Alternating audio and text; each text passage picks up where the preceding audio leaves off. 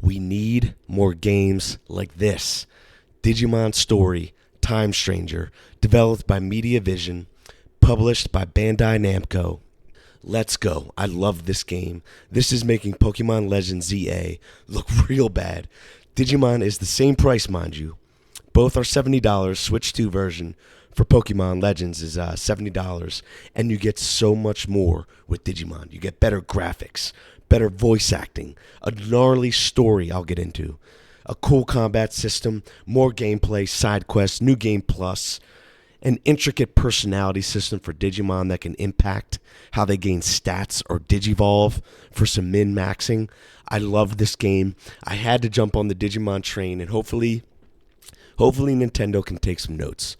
And it looks like they had, given the Wind and Wave leaks I just watched for the Nintendo Switch 2 2026 release. But anyway, enough about Pokemon. Digimon Story Time Stranger, a solid 8 out of 10. I had fun.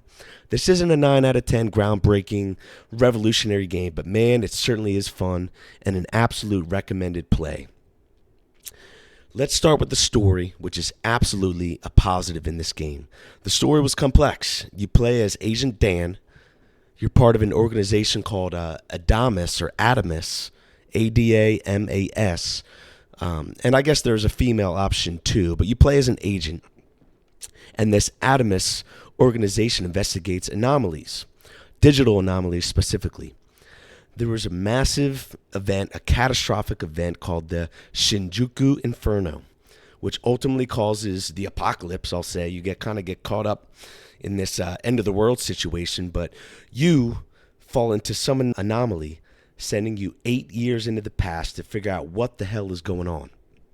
Now, at first glance, playing this game, you think, oh, it's just another time travel story, but it's actually a lot more than that. You get sent in the past, you uncover mystery after plot twist after mystery, and try to correct a series of multiple events leading up to this big apocalypse, Shinjuku Inferno.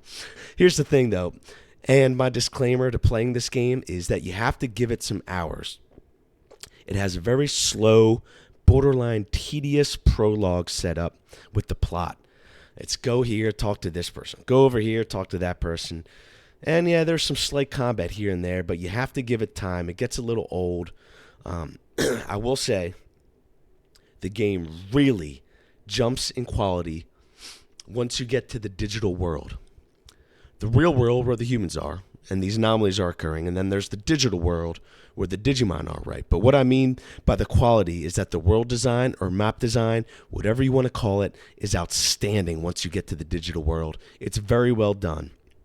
The story takes a huge jump and really starts to unfold. The characters you connect with, your Digimon, start to evolve. And even the Digimon you encounter, the boss fights, are way cooler. So there is that first prologue. You get through it and give this game a chance, a couple hours, and it won't disappoint. I feel like I'm kind of biased after the Claire Obscure Expedition 33 prologue where I was crying 20 minutes into the game. So maybe I expect too much, but I don't know. Like I alluded to, a big negative for me is the quests and the backtracking. This gets particularly old in the intro. I almost gave it up. You got to go to this person, talk to this person, then go back here, then go to this location, talk to this guy, back to the apartment. It gets very old. And part of it is kind of just like, hey, let me look around a little bit. Let me figure it out. Let me play the game. Let me explore. I will say you'll never get lost in this game because there's objective marker here, objective marker there. So if you like to mindlessly play a game with football on in the background or something, then yeah, that's fine.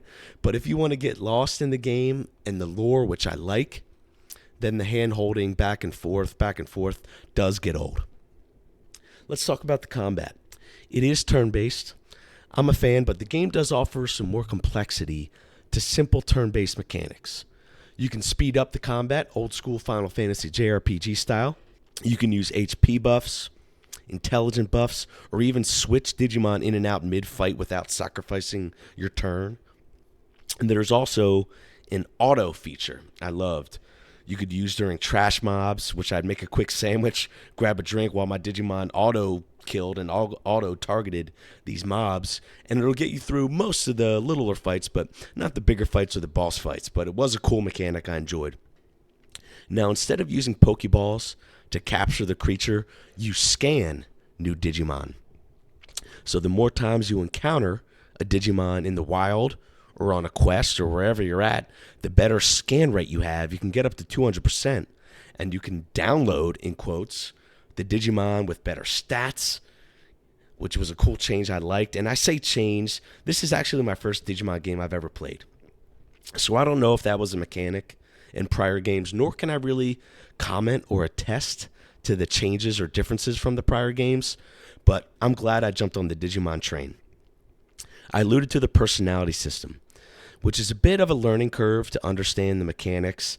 There's some great videos on YouTube already on how to min-max and pick the best personality for the Digimon, but ultimately there are 4 main types. To quick sum it up, I'm not going to spend too much time, but you have Valor, Amicability, Philanthropy, and Wisdom, each with 4 subtypes for 16 total. So it adds quite a bit of customization and versatility to your builds. Whichever type you pick can influence how your Digimon levels and what stats they may prioritize during leveling, etc. And the last combat focus area was the devolution, or de-digivolve. You can devolve back to the base form of your Digimon and then change or evolve back into a different form. And again, that's a change up from Pokemon. Not necessarily, again, other Digimon games. I'm not sure about that. But all this is relevant in game. Because number one, it isn't an easy game. I played on balanced difficulty, which I presume is kind of the normal difficulty. And yeah, it took me a while to complete this game, 60, 70 hours. But the personality is really min-maxing. That min-maxing aspect of it will be particularly relevant because there is a Mega and Mega Plus as kind of like a new game plus cool feature once you beat the main story and beat it. There is a lot of post-game. A lot of post-game, a lot of story. You got to love it for a $70 purchase. These developers think about the consumer, which is what we need more of these days in gaming, particularly in the AAA world. As my good friend Kernick said in the Pokemon review and on a couple videos, demand more from your art. Respect the consumer and good things will come. Digimon Story Time Stranger did fairly well. 400,000 units on Steam alone, and very well digital sales on other platforms. It had an 84,000 high concurrent player peak on Steam, which is the highest jRPG this year, beating some big names. There was the Dragon Quest 1 and 2 remake, and even Final Fantasy Tactics. It beat that concurrent players on Steam. But mind you, Tactics also did release on Nintendo Switch 1 and 2, I believe. So maybe not fair comparison. I don't have total sales for each of them. But anyway, the overall point is shout out to the developers for doing well for a Digimon game. It's the franchise record for Digimon. Sold out of physical copies in Japan and pre-orders. Very high pre-order rate.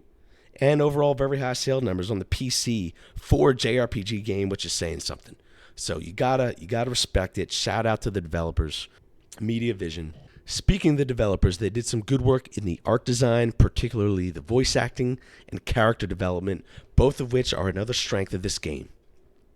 You got some deep theme and elements of betrayal and some tough moral decisions, and through that, the characters really popped.